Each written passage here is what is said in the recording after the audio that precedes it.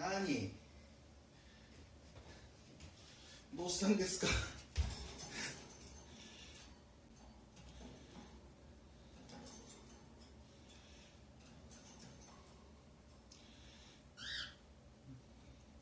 番長さんはちょっとトイレ行ってくるよ。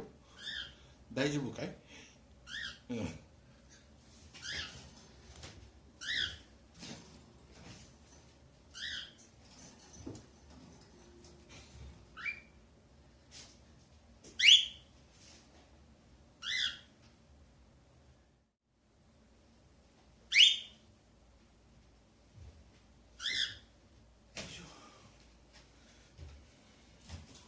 おしっこしてトイレまで聞こえてますよ。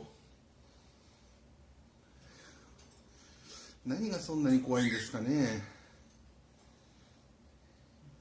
ぷく、何が怖いんだい？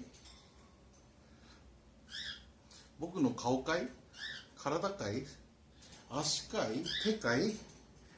それともこの世のすべてが怖いのかい？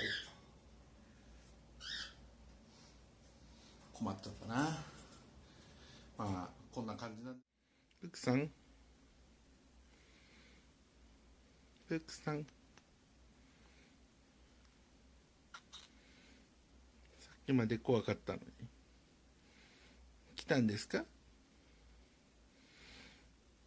？4日ぶり？ 3 日ぶり？そのぐらいですね。全然出てこなかった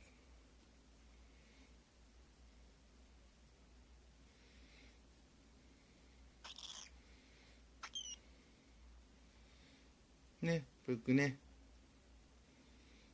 皆さんに心配かけましたって。バイバイは。